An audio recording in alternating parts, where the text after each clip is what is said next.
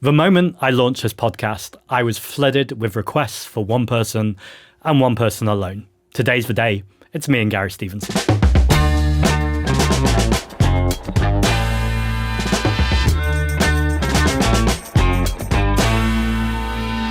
I've been reflecting. I think there's three things that have made you really successful. Yeah. And I'm wondering if you agree and if I'm missing anything. One is you've had a relentless focus on inequality. No matter what bullshit the media have tried to throw at you, you're like, I'm here to talk about one thing and one thing alone. Yeah. I think the second thing is that you've come from a working class background. You're now incredibly successful. So there's no kind of politics of envy. That line cannot land with you. You've done very well for yourself. And the third thing is you've relied on the media in terms of as an initial kind of pitch, but so quickly you've gone around the media and you've built your own thing. Yeah, I feel like that's a powerful combination. Yeah, I mean, I thought about it for a long time. I was bouncing around trying to do something for years. I quit banking in 2014. I didn't go public till 2020, and I did I worked for a think tank. I went back to uni. I did a 2-year master at Oxford. Then I decided to go public beginning of COVID 2020, and the first thing I did is I wrote an article, which is what you do. Pitched it to the Guardian. They didn't reply. It went out on Open Democracy, which is good. And then it did really well. Guardian picked it up. And then there was a bit in 2020 where I was just writing for all of these. I think I wrote for Huffington Post. I wrote for The Express. I was writing for everyone. And I was talking to my mates. And obviously I'm saying all this stuff, economy is going to collapse. We're going to have a cost of living crisis and stuff, and my mates are worried. And I get talking to my mates. And what I see is my mates, they're going online. They don't want to read Guardian articles. They're going online. And it was so obvious back then in 2020. And what I was thinking at the time was, I should obviously be doing video. Number one, because nobody's doing video. But I recognized straight away, you read an article by me, you don't know that I'm from a working class. You can't, and you know what it's like in this country. You see me, you hear me, you recognize straight away this guy's from a working class background. And I was like, obviously we should be doing video basically. As somebody from a working class background, I know how meaningful it is when you see someone on TV from a working class background, because it's so rare, especially when talking about things like economics or politics, especially when somebody comes in, they know their shit, they seem solid. So I was like, I think working class background is a big thing. But if I can say so myself, I think it's partly because I know my shit. Right. You know what I mean? So maybe you've experienced this, or when I first started doing media, you get called to do. I was calling in and talking about inequality, COVID, cost of living crisis is going to happen, right? I'm doing really well, just my specialist subject. And then you get called in to do news reviews. You must have done a couple of news reviews, right? Absolutely. And I did a couple of news reviews. I think it might have been with Jeremy Kyle. So I did a couple of news reviews during COVID. And for those who don't know, you get sent at 6 a.m, 10 stories, right? And it's so stupid when you think about it, right? Because you are an expert on your one thing. You know more about a wider variety of things than me. But in my particular case, you have an exceptionally good economist. And in the morning, I'm running around what do you think about this Prince Charles story? I'm calling people up. Can you talk to me about immigration? I don't know anything about, you know what I mean? And I'm having to research all of these stories. And then you have to speak about them like you're an expert. Right. And I did too. And then I was chatting I just felt uncomfortable afterwards. And I was chatting to my mates, again, my high school mates on WhatsApp. And I was like, you know what? I'm not going to do it anymore. I'm not going to do news reviews, and I'm not going to be forced into this ridiculous situation, which everybody gets forced into on the media, where you have to go on, when you are a legitimate expert on one thing, and then you're forced to go on and pretend you're an expert on something that you're not, basically. I know what I am, right? I think I'm a smart guy, and I've got opinions on lots of things, but at the end of the day, what I am a real expert on is quite limited, right? And it's inequality, economy, cost of living, but it just happens that is the thing that the vast majority of the country really, really, really, really care about. So, yeah, I've decided just hammer that one thing in.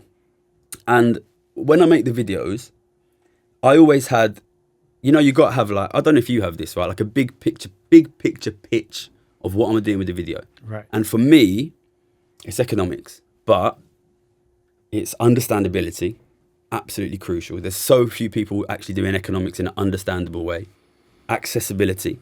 People, again, economics so bad for using terminology people don't understand, and welcomingness. That was what it was. It's a channel which is about the economy, which you can understand. It's accessible to a wide variety of people, and everybody feels like I'm welcome here. I knew. So I remember when when I first pitched the book to Penguin, it would have been like 2022, and with like cost of living crisis in the middle of it. And I remember sitting there with all of these, you know, sort of quite posh, very, very nice. They're lovely, the team at Penguin. You know, lovely middle class publishing types. And I was saying to them, you might be worried that when this book comes out in 2 years, the economic situation is better. It's out of date. It will be worse. Again, this is the one thing, like from the beginning, in a sense, because I always knew that the cost of living crisis and the economic situation would worsen. So really, I was just used that one simple thing that I know this crisis is going to happen. I know in a sense, I recognised the commercial gap. There will be a continual worsening economic crisis, and there will be nobody really clearly explaining that online, which is where people want it. So really, it's just like a kind of a commercial pitch, really. I saw that gap, and I'm going to be there relentless. I am the only guy that is explaining it understandably, really. And I think that's why it works. It's been phenomenal, and I heard you on your own channel, Gary's Economics, the other day. Yeah. Talk about me, and you said it's almost like he's watched my stuff and picked up that, you know, we need to go on inequality, and I've undoubtedly been inspired by the work you've done. So I guess it's a chance to say thank you in person. That's right, no problem. That's also cutting through, and we've chatted privately before. I'm sure you don't mind me saying this out loud, fine, but we talked about the need for a diversity of messengers. Actually, whether you're the leader of a party or an economist or, you know, whatever your role is, it's actually about lots of different people in different fields all saying the same thing. And I went on a little break May, June, and before I did that, I put out a video really encouraging. I want other people to start creating, start making videos, start going up. Partly because it really felt like a lot of weight was on my shoulders. You know what I mean? The channel was like really blowing up first half of the year, and we really had like the will of the people behind us, but we were not cutting through with the politicians, and it just felt like I wanted to go on holiday, and I felt like if I do go on holiday, who's gonna carry this message, basically? Which is why I should say thank you to you for the unbelievable amount of press you've been doing in the last few weeks, because when I see that, if I can be totally honest, I see that and I think maybe I can go on fucking holiday now, basically, because you know, you've been doing crazy amount of press, and I had the crazy press campaign beginning of this year, and I know it's a lot, and I know it's stressful, but it works. You know, it works. Like, we had so much cut through with our press campaign. You just go and that's the way, you know, Penguin planned the press campaign for me. They would say to me, Gary, don't do any press for 6 months, and then for 3 months you're going to be like the busiest man in the world, and like that is what works, basically. But I think we absolutely do need a diversity of messengers, because this idea that like growing inequality is really at the heart of the economic problem. The reason, so for those who don't know, probably everybody who watches this will know. I think I made a ton of money on that, betting on that. And the reason why I made money on that is because people don't understand it. And I studied economics, right? So if you study economics, you don't do any inequality. So people from outside economics maybe watch my channel and think, oh, that's obvious. Inequality is like, if inequality rises massively, of course living standards will fall. What I want people to understand is most economists don't believe that. That is the thing. And this is the big problem that we're coming up against, really, which is the economists are wrong. And they're stubbornly hanging on to this idea that you can just sort of sensible your way out of this. And I'm at this point where I've kind of won the public, and I'm kind of thinking, how do we break into this kind of elite space of economists, including like economists in the Labour Party? And at the moment, if I'm being totally honest, and like I've done some research on this, I don't think they like me, the economists in Labour and a lot of sort of prestigious economists. And for that reason, it's very easy for them right now to be like, oh, fuck wealth taxes, that's Gary's idea and we don't like Gary. And what we need is more people saying it so that it stops being that's Gary's idea and starts being common sense. And I think, you know, you look at what the far right has done in the last really 5-10 years, which is create this like coterie of like, I call it, I think maybe I said it to you, I call it the WWF theory, which is, for those who don't, it's the wrestling, I think it's called WWE now. But you watch wrestling, I used to like wrestling when I was a teenager. And when I was a kid, you know, you have like 20, 30 faces, you know what I mean? And you know Royal everybody. Rumble, yeah, exactly. And then that creates the sense that it's not just, you know, I don't know, fucking Jordan Peterson's idea, you know what I mean? It's like, it becomes common sense. Like that, the way that an idea goes from being like the rogue idea of one guy to common sense is multiplicity of voices. So yeah, when I first saw you like popping up, you recognise it as somebody who's been putting an idea out. You're like, yeah, this he's been watching our videos, you know what I mean? And that's what I love to see. I like to see, even when Neil Kinnock came up and he started saying it, I was really happy to see he doesn't mention me, you know what I mean? And, you know, if you want to mention me, you can, but like, you don't have to. And to be honest, I want the idea to grow, the understanding to grow, that if you do not deal with growing wealth inequality, living standards will fall. Because for me, it's stressful, the idea being like Gary's economics' idea. I would rather just people understand that and then we can push it. And the way that you do that is multiplicity of voice. I guess the challenge I'd have, because we're going to agree too much, is so the Green Party have been talking about wealth taxes for years. I guess what I did or have been doing that's different, I guess, is going, this is the thing to focus on. Yeah. Because obviously everyone knows we care about the climate crisis, but inequality is making the climate crisis worse, and the climate crisis will make inequality worse too. But sometimes when I hear you talk about the Labour government, and I get this, you still want to have influence over them. And I can completely understand when I put myself in your shoes why that's the smart move. Yeah. But I also feel that it's giving them too much credit, because I don't think it's not that they understand. I don't think it's not that they don't like you. Yeah. I think they're in hock to vested interests that mean that they don't want to tax the wealthy, and the wealthy won't allow them to get taxed. So I'm wondering how you get over the kind of, it's not like if you just give them the right information, they'll have this breakthrough. There's very powerful interests that are trying to, and we've seen them attack you in the media too. Yeah. And they're the same people who are donating to this Labour government, or some of them are the same people. Yeah, I mean, you could be right. The truth is, like, it's only really in the last 3 months that I've been actually trying to speak to Labour MPs. I did a video when I came back. So, you know, my stuff grew unbelievably quickly, right? And it's so big now that you can forget this. Like a year ago, we hit 100,000 subs on YouTube last year. You know what I mean? Yeah, and it's at 1.5 million now, and it's more than 1 million on Instagram. So like, I was so focused on just grow. And the idea is, once we grow, then we try to influence the politicians. Because like, first you get the power, and then you actually try to have the change, right? So it was only since I came back in June that I was like, okay, now let's go and see, can we have any influence on Labour? And yeah, if I'm being honest, it's been incredibly disappointing. And, there are people. One of the younger MPs, Noah Law, I had a great chat with him, and he seemed good. And I suspect that because obviously they've got a lot of new MPs that are just 1 year in, there probably are some fans in there that are just a little bit too scared to say out publicly that they're supporting our stuff. And maybe when the leadership changes, which I suspect it will, we might get a few more voices openly. But yeah, I've been very, very disappointed with what we've got back from Labour, and I couldn't tell you for sure why that is. And as somebody who's been in politics on the inside longer than me, I'm not going to disagree with you. You could well be right. And I'm sure they do have wealthy donors, and I'm sure at some part of their mind they are thinking about those people. And I suppose I mean this as a huge compliment to you, because I've heard you, I can't remember where I heard you talking about this, but it almost sounded like, I think it was on your own YouTube channel, almost like you were kicking yourself that you hadn't been effective enough yet in convincing Labour MPs to have meetings with you. Yeah. And I thought it's actually the opposite. It's because you're bloody effective, you know your stuff, and you're clear, that they are terrified of that meeting. And I think they will do everything to avoid having that meeting, because the case is indefensible of what they're doing.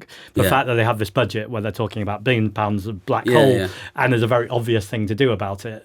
They're avoiding that I don't know how they could have a conversation with you, look you in the eye and go, we still don't quite understand. What do you mean we should tax for 1% a little bit more? Yeah, I don't know. I think it's a combination of things. I think there is... Yeah, I've been like snooping around a bit, and I can't say who I speak to, but I hear that there is some... If you've been following my stuff for a while, I'm not always the most diplomatic in the way I speak about Labour or the way I speak about economists. Some could say I'm too honest. I don't know. But, I speak to the public, and I've got my strategy of, like, I'm going to be honest. Labour reached out to me, and they were like, well, some people in Labour reached out. Can we talk? And I went on the channel and said they've reached out. And, I don't think they minded that, but... it's very, very frustrating. It's very frustrating. Listen, we've spoken before, and that I think highly of what you're doing, and I think the strategy is good, and I think it's what is needed, and I think the space is there. But you also know that I'm looking at this situation, and I am very, very, very worried about what happens. I think the economic situation worsens. I think the cost of living crisis worsens. I think living standards will worsen. I think that will increase the popularity of reform.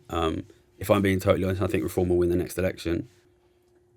And we have to be realistic about what that means, right? You know, I come from a very poor background, and this means, you know, the amount of real poverty that's happening, real poverty. This is not, you know, relative poverty. This is families that struggle to feed their kids, struggle to put the heating on, struggle to pay the rent, struggle to pay the bills. That is really growing, and that will continue to grow. And as much as I have a lot of respect for what you do, and I recognise how hard you're working, because I've done a similar thing. You're going to say to me it's Starmer or Farage? No, listen, no, look. I think what you're doing is very needed. Right. And I think it's important that you do what you do. But if I'm totally honest, I'm sitting here and saying, it's not going to be, I think Starmer will be gone, right? But sure. the reality is, after the next election, the chances of us having a prime minister that is not a Labour or a Reform prime minister is low. And I don't mean that in any way disrespect. You probably recognise that as well, right? But I think it's important that you're there because, all right, listen, I have to treat it for what it is. It's a game, right? You know, and I see Labour aren't giving us anything. And if you're out there pushing wealth taxes and you're super popular and you're going to win 40 seats, then that gives me power when I go and talk to whoever the new Labour Prime Minister is. And, you know, I don't see that as me using you. I see that as like, surely you also, this is the role of a smaller party. I'm with you entirely. And then there could be a hung parliament, because particularly if Reform have done very well, those seats have come from Labour. Yeah. They've probably gone Green, maybe more to the Lib Dems.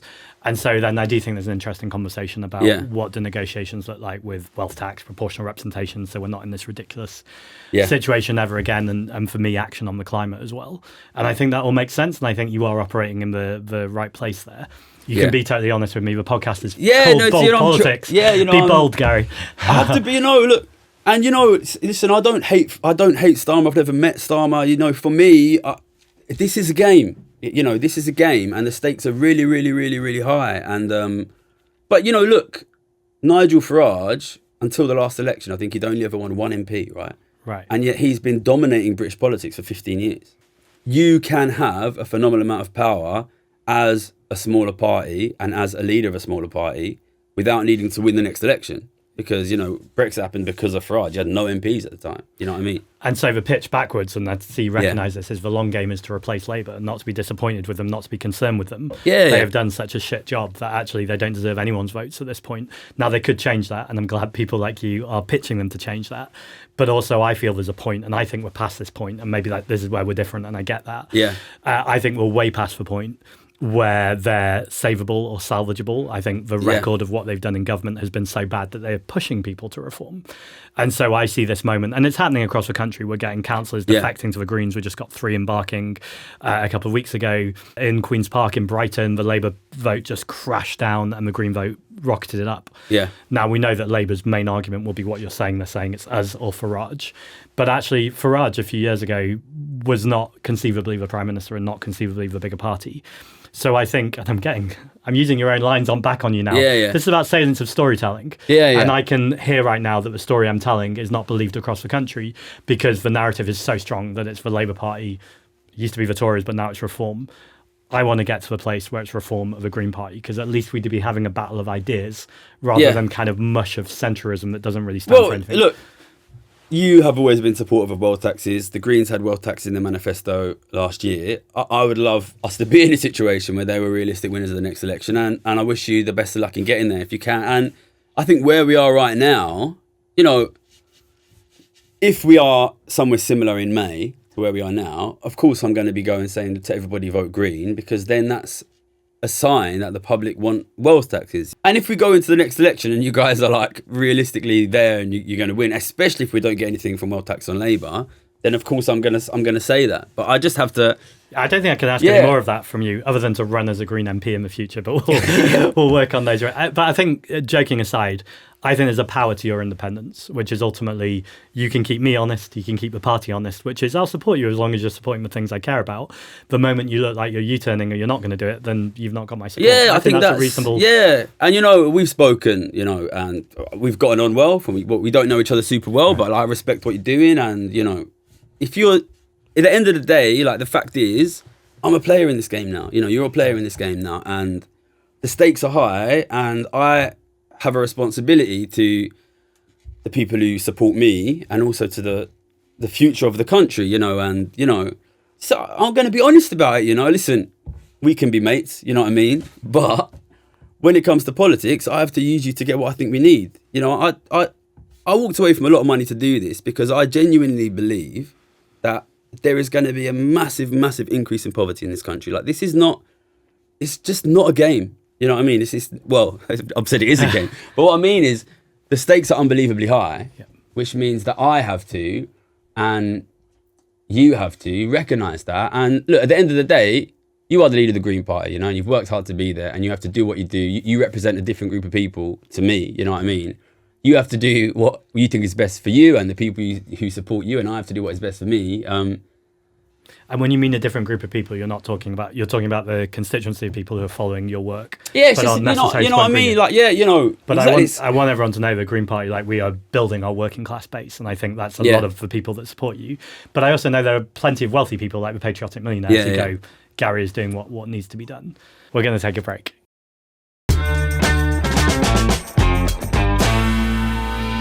Can I ask, so we talked about Keir Starmer might not be there very long. Yeah. The budget is coming this November.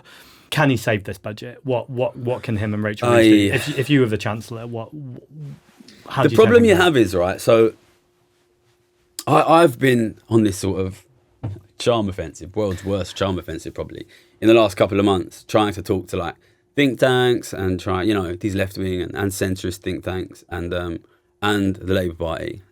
I go to them and I say, like, you know, I would like to be clear, what has happened since Labour won is exactly what I said would happen before they won the election, right? Which is that they will get in, they will kind of think that you can sensible your way out of like a massive, you know, it's like coming in like you're playing Monopoly and all the property is already owned and you're like, I'm so good at Monopoly. It's like, well, no, you're not, right? Either you get your resources back or you're basically fucked. And they're fucked. And I've been saying for years, you need to be ready to do wealth taxes, tax on the rich, you need to be ready. And I've been ignored. And then I go and speak to them now, and I'm like, guys, like, you really, really, really need to do this now. And they're like, well, we're not ready to do that. The budget's in 2 months, so fuck it. And it's like, well, I was here 5 years ago, 4 years ago, 3 years ago, 2 years ago. The truth is, the work has not been done. The work has not been done. And people will turn around to me and say, why don't you do it? As if I'm the fucking Labour Party. You know what I mean? Like, the Labour Party, you know, and other parties such as your own party, need to be serious when you recognise wealth taxes are not, you can't just pick them down off the shelf. You know what I mean? And I would encourage you guys to look into this as well, because it takes work. You know, the challenges to wealth taxes, they are real. It doesn't mean you don't do them, because if you don't do them, you're totally fucked. Mm-hmm. But like, the work needs to be done. The work hasn't been done, which means now going into November's budget, they're basically fucked. That's like, they're not ready to do wealth taxes, so they're probably going to have to raid the middle class. It's going to be woefully unpopular. I mean, good luck to them.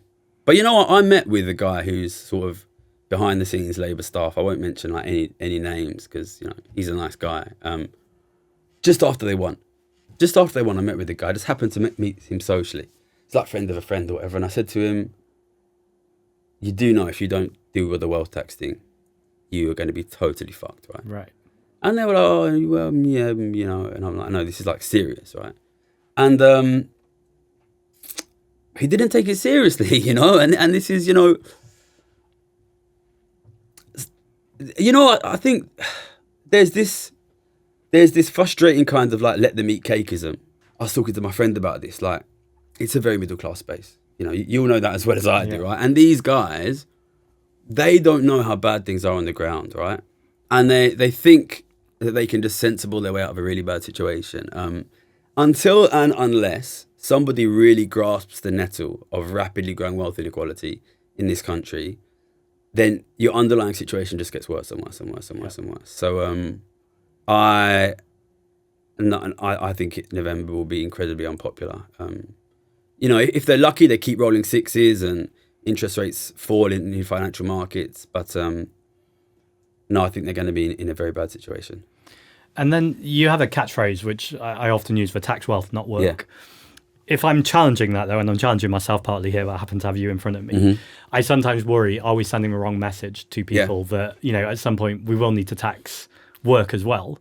Yeah. And so this is about that 1%, or it's about the super, super wealthy. But actually, we need to have a whole conversation in this country about taxation and public services. I think there is a question about, do you tax high earners more? I'm not really a super high earner anymore, but I'd be willing to pay a little bit more tax if it meant that the country stopped sort of rapidly collapsing. But the thing is, that's not enough, because you know what's going to happen now in that November budget is probably Labour will go after some of these higher earners. They're going to go for this sort of upper middle class. And you know, I'm not necessarily against taxing this sort of upper middle class or sort of like these people a bit more in order to keep the welfare state going. But if you don't, alongside that, also tax the very rich, right, then what you're basically doing is you're taking wealth from the middle class and you're giving it to the very rich in order to prolong the welfare state for a couple of years. And in the long run, you are making that inequality situation worse. So listen, I would be perfectly happy to live in a country that taxed high earning working people a bit more and this is your sort of classic left right dichotomy. The thing is, there is also this problem of this ballooning top 1% and top 0.1% wealth, and taxing the upper middle class more is not going to fix that problem. Yeah, really, I'm a single issue guy, and you know, I'm not like a big state or a small state guy. I'm not a high tax or a low tax guy. I am like, I think we need to stop thinking about economics as left and right and start thinking of it more like sort of like being a car mechanic, which is that there is one very specific problem here, which is ballooning 0.1% wealth. If you don't do anything about that, it gets bigger and bigger and bigger and bigger and bigger and bigger, and there's less of the pie left for the rest of us. So, I say the reason I say tax wealth not work is to just make it really, really, really, really clear. When I used to say, you know, tax the rich, and people think that means, you know, taxing high earning people, and the or truth even like is, hairdressers and plumbers think you're talking about them. Yeah, but we already are a country that taxes high earning people quite highly, and then you have these billionaires paying nothing like that. If you don't deal with that, then in 10, 20 years they own everything. And that is something you have to do something about. I think education in this country too, the difference between a millionaire and a billionaire is so huge. But I think... Well, it is hard to understand because, I mean, a billion... People think I'm a billionaire, right? Which I'm definitely, but people don't know the difference because like a billion is just like... Okay, I think this is one good way to explain it, right? If you have just £1 billion, and obviously some of these billionaires have much more, your passive income from £1 billion, if you earn 5% a year, which is quite conservative, is £1 million a week. That's how much passive income you make if you have £1 billion. So like it's, you know, people ask me like, should billionaires exist? And I say no, and people think I'm a communist. Like, if you allow a small group of people to have an unbelievably enormous amount of wealth and power, they will inevitably use that to take the rest of the wealth and the power. It's just, this is simple as that. You know, Look at European history, right? You know, until World War II, you know, my grandma was born in the early 20th century in the richest country in the world, the UK, and 3 of her siblings died of tuberculosis, a disease of poverty, right? That is what can happen in the richest country in the world if you do not manage your distribution and your inequality. You know, so it's as simple as that, really. You know, it's somebody needs to keep an eye on this, and I just see this again and again, this phenomenal naivety of you just don't manage your distribution of wealth and power, and then the government share collapses, the middle class share collapses, and you're left with nothing. You know, it's like we're playing chess, and I'm letting you take a piece every day, and I'm like, well, I'm really good at chess, so eventually I'm going to win. You know, there's this a really horrible naivety about resources in our political discussion, and I think nothing typified that more than COVID. Right. Because you have this situation in COVID where government has given out total government deficit since the beginning of COVID is more than £1 trillion now, £20,000 per adult. And we knew at the beginning of COVID that would happen. And there was no discussion of who is going to get that £1 trillion. And I think that, I honestly think in my life, I've never seen anything more amazing than that. Like where all of these economists at all these fancy universities, all of these politicians, all of these journalists, all of these central banks, there is such a phenomenal naivety about distribution of wealth that we basically watched our government bankrupt itself in front of our eyes to enrich the richest people in the country, and were then surprised when living standards fell. It's maddening for me. It's maddening for me, and that's why I'm glad to hear you talking about it. But we need more people talking about it as well. Well, it strikes me that you say you're a single issue guy, but you did a video recently, fairly recently, on housing. Yeah, and I just thought it was a really, really powerful video. Mm-hmm. But I feel like you could almost do a video on any issue and see it through the lens of inequality. So you say you're a single issue guy, but this kind of cuts through literally everything. Yeah, I think we need to start seeing economics a bit more like we see medicine, right? Which is like, you know, doctors don't expect to be like one god doctor with one formula of everything that understands. Like, you know, you learn your basics and then you specialize. You know what I mean? It's simple as that, right? And then, you know, and I'm an expert on inequality, right? And, you know, it doesn't matter how good your fucking heart is. If your lungs don't work, you're going to die. You know, I'm an expert in inequality, and I can see very, very clearly this is, in 20 years, the 0.1% will own everything. And then we're going to look like India, we're going to look like Brazil, and we're going to have these very, very low living standards. And the way that that manifests is unaffordable housing. It is low wages. It is the inability to provide government services. So, and that is like medicine as well, right? You know, if you have, you know, a problem with your heart, that's going to manifest in a number of ways. You see all these symptoms. But, you know, all I'm doing is, you understand, like one video I did was where I said, if you go to, say, a very unequal country, like I went to Colombia a few years ago, and there's quite a few big cities in Colombia, and if you go to, or to be honest, any big Latin American city, what you see is this tiny, they always call it like the Zona Rosa, like this tiny little area in the centre, which is unbelievably wealthy, and then the rest of the city is basically a slum. And I come from Ilford, which is like a kind of poor area of East London, like quite far out, and it's becoming a slum. And when you look at London, what you can see is, you can see the physical shape of London transforming away from what London used to be, which was a middle-class city, which is middle-class housing all across the city, with middle-class services all across the city, to a very unequal city, with like a very, very wealthy centre and slums all around it. So I think once you understand inequality, you start to see it manifesting everywhere. And I think people think of the housing crisis as a housing crisis. But, you know, obviously, if you live in a very unequal country, what that means is ordinary people get very little housing, just like they get very little food, just like they get very little energy. What you are seeing is your share of the pie decreasing. And it's not just housing. You know, look at education, look at healthcare. Ordinary people are getting a smaller share of the pie in every section of the economy. And it really frustrates me when people just look at one issue. Oh, if we just build more houses, you know. Right. I went on LBC the other day. Did you see this? I went on LBC. And I said to him, listen, it's not a London issue. It's happening in every city in the world. I listed like 10, 20 cities. And he was like, but housing is affordable in some places, right? Like Australia. Go ask an Australian if housing is affordable in Australia. This is a global issue and it's caused by inequality. And, you know, I'm sorry to be that guy that keeps saying everything is inequality, everything is inequality. But what inequality means is your share, your family's share, your community's share, and your government's share falls to zero. Yeah. That's what it means. Your share falls to zero. And what that looks like, if you want to know what that looks like, go to Mumbai. You know what I mean? Go to Johannesburg. Go to a really, really, really unequal country and a really, really unequal city and see how the ordinary people live. Because I guarantee you that will happen here if we don't deal with it. It really struck me in that interview. You were being interviewed by Tom Swarbrick, who used to work for Theresa May. Yeah. And just like the audacity almost to have these questions as if you're protecting the economy right now, the status quo, as if it's working. Yeah. Because sometimes when people criticize you or criticize the idea, I'm like, well, where's your idea? Because the idea you've got right now is doing exactly what, like, it's the worst of every possible world. So that links in there actually with my next kind of set of questions. So people have got criticisms I don't want to go into because I think we both know how to smash it out of the park. Things like a billionaire is going to leave, all the kind of nonsense. I think that's all on the YouTube if you want to see it. Exactly, and people know how to deal with those. There's people though, and I don't want to pit economists against each other because I know you have respect for Richard Murphy, he has respect for you. His kind of big thing though is wealth taxes won't work because it's too difficult to kind of define people's wealth, or it's too difficult. Like he said to me that no one has done more work in the world or in this country in determining how people can hide their wealth. How do we kind of answer these? I agree that taxing wealth is difficult. Right. I think actually taxing wealth is bordering on very difficult. If you don't do it, the country collapses. It's as simple as that. Right.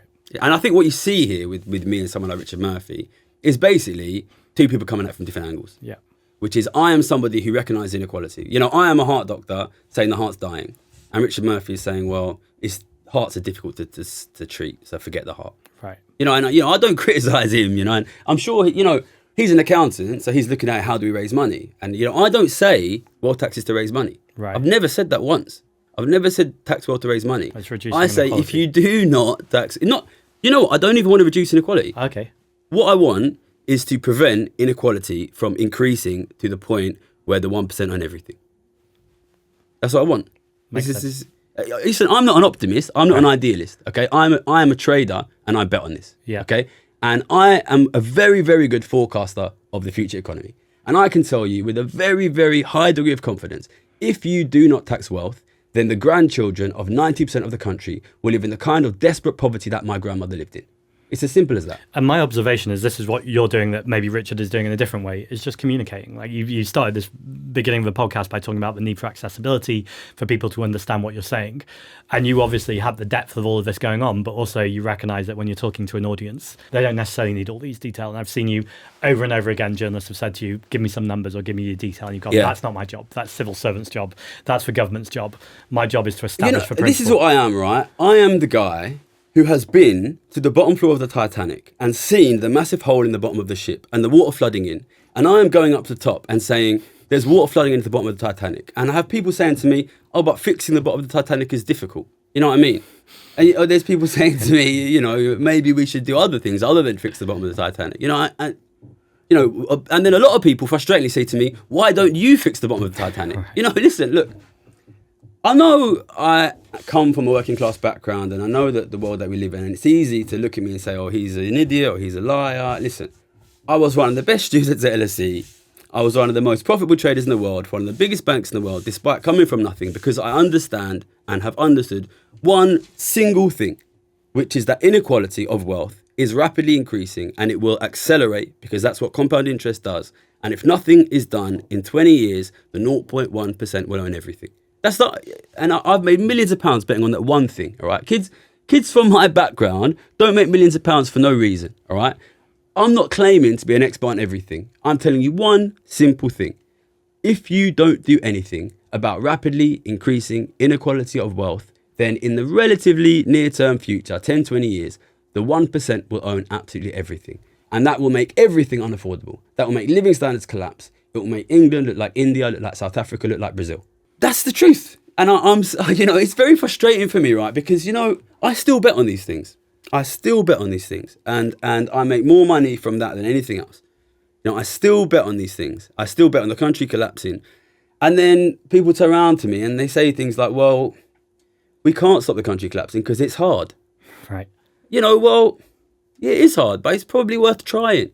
It's probably worth trying, sometimes it's worth trying to do things that are hard. I was in Clacton the other day. In fact, it was my first week as leader. I thought I want to go speak to Farage's constituents. It's the first thing I want to do, not go to speak to people who agree with me, but have a discussion. It was really interesting. There was whole discussions about immigration that maybe we can talk about in a moment. But the really fascinating thing was the amount of people who said, the country is unequal, it's unfair, and you're never going to be able to do anything about it. And just the amount of hopelessness I felt talking to people on the street. And after a while, you give people hope and you kind of get them signed up to the idea that it doesn't have to be this way. Yeah. But you've done a lot of talking recently about the salience of storytelling. And bringing people on board. Where do those stories need to come from? I mean, they need to come from people like you and me, but I think they need to come, I think this is our responsibility as a society. Everybody needs to get involved in this. When I did that, I did a video recently about salience and storytelling, and I went down to one of these migrant hotel protests, and what I saw was a load of these what do they call them, citizen journalists, which basically means like a guy with a phone who's like filming himself and uploading it on normally Facebook, or they upload it everywhere probably, and that creates a narrative. It creates a narrative, and I think what you have now, which I think you're doing a good job of trying your best to like feel and take advantage of, is everybody knows, well, not everybody, because I'll go and rest this politics and these guys don't know yet. And I said this on that show, the man on the street knows status quo's done. This is not going to continue. It won't, because it's not going to improve living standards. In fact, living standards will fall further. And more of your just average man or woman on the street are going to say like, no more. We demand change. So then what you have, I think actually we're at this amazingly interesting time in history, which is you have like the death of an idea. Right. We are at the end of history. This idea that history ended in the 90s and we figured it out, and that's over now. Now, the idea on the street, the general consensus on the street is that politicians are idiots, economists are idiots, they don't know what's going on, and life will get worse. That is like increasingly the norm, right? I hear it all the time. So then what you have then is a vacuum, because what has been the accepted status quo, and still is the accepted status quo from these kind of elite economists and politicians, is become totally valueless. So then suddenly there's a vacuum for ideas. And really then, whoever has the loudest idea in that new vacuum will win the day. And I think it's pretty obvious what the loudest idea is at the moment, not just in this country, but across the world, which is, Farage, Reform, the far right, the alt-right, what you want to call them. They're entering that vacuum. Yeah. And at the moment, the centre, and to a degree the left, present company accepted, have not really been able to craft a story of, we recognise the country is broken, and we are going to offer you a way out of it. So there's this absence of a story. What you have really is the centre has is stubbornly refusing to accept its story is dead, which means the centre is dead until it accepts that. The right has a story, and the left there's a lot of, they haven't really figured themselves out yet, you know what I mean? And I think the story on which the left can win, and, I will continue to try to convince the centre that the centre can win on this as well, is inequality. It's inequality. It's fixing a taxation system which is patently unfair, where billionaires pay lower rates than cleaners. You know what I mean? It's an obviously unfair tax system. But this, and I'm trying to fill it and you're trying to fill it, it's a massive opportunity. Yeah. Because the truth is, I think Farage looks like he's going to win the next election, but and they'll win it on 7 or 8 million votes. You know what I mean? There's 66 million people in this country. There's, 45 million people who can vote, and they'll win it on 7, 8 million votes. And that is because there is just an absence of an alternative story. And what an opportunity. What an opportunity. And that's why, I'm very glad to see you out there doing God knows how many interviews you've done in the last few weeks, because, and I know there'll be people out there that want Farage to win. I don't think he's going to do anything. I think he's going to make inequality worse. I don't want him to win. But we need a new story. Yeah, we need a new story. And, I'm pushing one about inequality, and I know you're pushing that as well. So, as long as we're both doing that, we're pushing in the right direction. For sure. In my first couple of weeks when I won, someone told me I did something like 160 interviews, national interviews. And there's one comment I said that upset people, which, about 160 interviews, I'm okay with. It's not a bad ratio, yeah. And when I say upset people, I said lots of things that upset the wrong people. I'm not bothered about that. But kind of people I would say are roughly aligned. And I said that it was to the I newspaper that racism can come from poverty. Yeah. And the journalist was like, well, that's an outrageous thing to say. And I quickly clarified. Yeah. And I said, that does not mean if you're working class, you're racist. It doesn't mean that at all. Yeah. And clearly, if you're a multimillionaire and billionaire, you can absolutely be racist. We're seeing that with Elon Musk, with Donald Trump. But I think the conditions of poverty create resentment that the ruling class, the multimillionaires and billionaires, are able to stir up around the working class. Yeah. They go, they're your problem, not inequality. And it's a huge distraction. That feels quite clear to me, and it feels like quite a clear story, but I've noticed people have really struggled with the idea. Yeah, I mean, look, any student of history will be able to tell you, especially student of economics and politics, will tell you that at times of prolonged economic weakness and falling living standards, the far right has grown. And look, let's not pretend that racism and terrible racist atrocities have not happened in the history of the world, And I think we're sitting here at a time, listen, I'm not saying that Farage or Donald Trump are racist or fascists, right? I'm not saying that. I am, but you don't need to say that. When these guys win, I did a video, it's still at this point last week, I don't know when this is going out. I did my video on Sunday, came out, and I said, Farage will win the election. He might not, but, I think he probably will. And then when he comes in and he stops the votes, stops asylum seekers, right? We both know that is not going to fix the economic problem. Yeah. So what does he do then? The obvious thing is he says, okay, well, now we need to stop legal migration. Yeah. And then they stop legal migration. And that's probably already starting that story. Yeah, probably only going to make things worse. And then when that happens, he's going to say, well, we need to stop recent migration. And he's going to start deporting recent migrants. I said that on Sunday. Farage came out the next day. Yeah. The next day and said they're going to stop recent. But so I worry where this goes. But I also think, and this is the thing I've been struggling with a lot, I know I get kind of branded as left by a lot of the media. I don't consider myself to be on the left. I consider myself to be a very, very good economist who has recognised a specific problem about inequality. And obviously, I go to the political left for support because these are the guys who are supposed to care about inequality, basically. But I've always tried my best to make my channel welcoming to everyone. And as somebody from a working class background, I want it to be accessible to working class people. As somebody who has, I can still consider myself in many ways a working class man. Right. I want this to be accessible to working class men. I want these people who want Farage to win to know that I do what I do for them. Right. Not specifically for them, not only for them, but I'm a rich person. I don't need to do what I do. I do what I do because I'm worried about the future of this country, for ordinary people's kids and grandkids' living standards. And I think it's very important, and you can say what you think about this, that people like me, people like you, make sure that those guys who are out there who maybe want reform to win, want Farage to win, that we do what we do to protect their future living standards. I couldn't agree more. They're the people we need to care about. They are different to Kate Hopkins, Tommy Robinson, the grifters that are on stage. You need to separate the leaders. Absolutely. In the end of the day, if you are not here to protect the future of the British people as a politician, why are you here? Yeah, for sure. And also just, in the most cynical way, basic maths, Reform are leading the polls right now. Yeah. So if you don't think you can convince those people and they're not in your kind of group of people that you can reach out to and go, I've got an idea that's more convincing than that awful idea, you've already lost. I'm really aware you've said a few times in this podcast, Nigel Farage is going to win, or I think Nigel Farage is going to win. And I guess part of it is your role, that it's not your role to be like an activist or someone who changes the course of history, although I'd argue you are doing. In some ways, you're an observer commenting on what's going on. What do we need to do to activate you, though? Because when I hear that, every time you've said it, it spikes a little bit harder each time. Listen, I'll be honest. I have a plan here, and I'm very pleased to see you doing what you're doing, because, I don't know what you'll think about this or viewers think about this.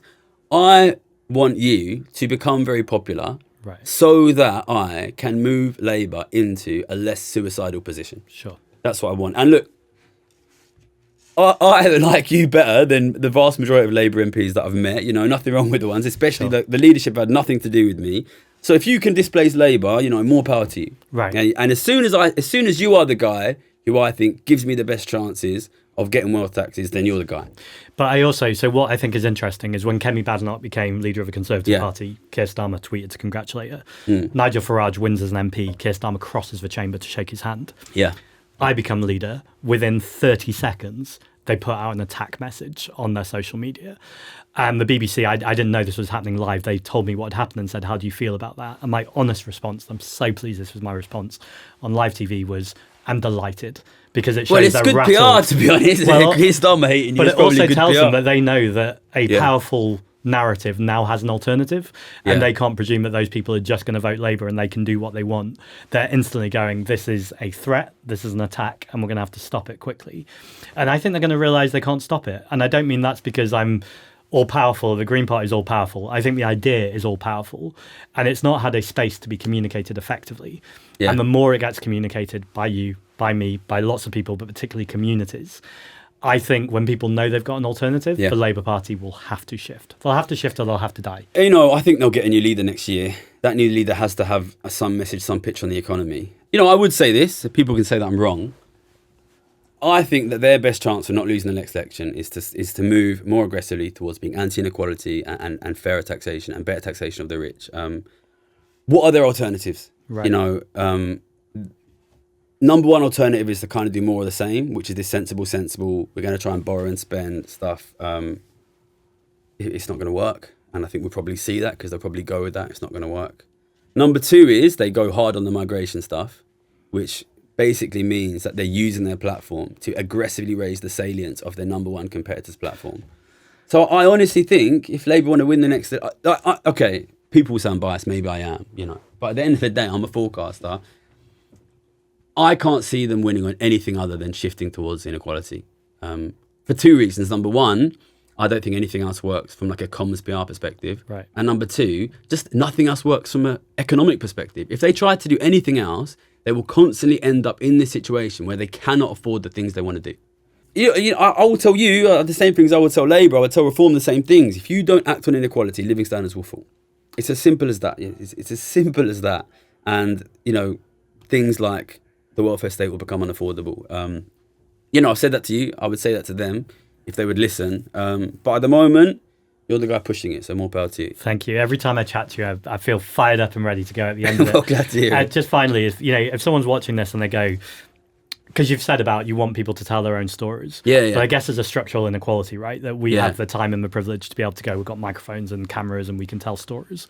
What does someone watching this who doesn't have like equipment, doesn't have technology, like how do they start? What's the way for them to start telling? Well, I mean, look, if you want to be making videos, you can make videos and you can put them out. And if they're good, and if you like at me or they're at you, I'm sure we'll try our best to like share them wherever we can.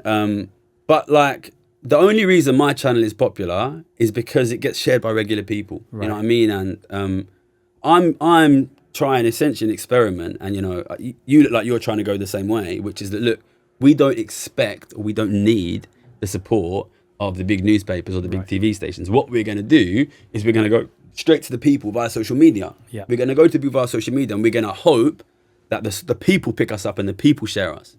So what I would say is like, watch the videos, try and understand it, share that in your communities, like people like me, you know, and you can say whether you feel the same. My strategy is, I call it the Murdoch strategy, but I'm not a billionaire, but my plan is to use what I have, what Murdoch doesn't have, which is the support of the public and the fact that I'm genuinely trying to protect the public from poverty, you know. So you don't need, listen, if you want to make videos, fantastic, get out there. There's so many people out there that are like doing videos based on the stuff that I'm doing. There's too many to name, like, and I really respect everyone who's doing that work.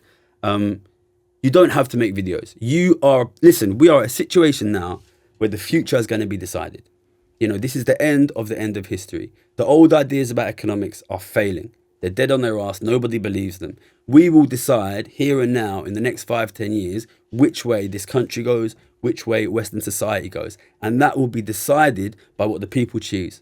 It will, at the end of the day, listen, the reason why they pay so much money and why they slander people like me and people like you is because they know the public opinion matters. That's why they do it. So if you are there in the public, you don't need to spend all your time and money on this. Watch the videos, understand the videos, share the message in your communities. That is enough to make us win. Well, power to you, Gary. Thanks for everything you're doing. I really appreciate it.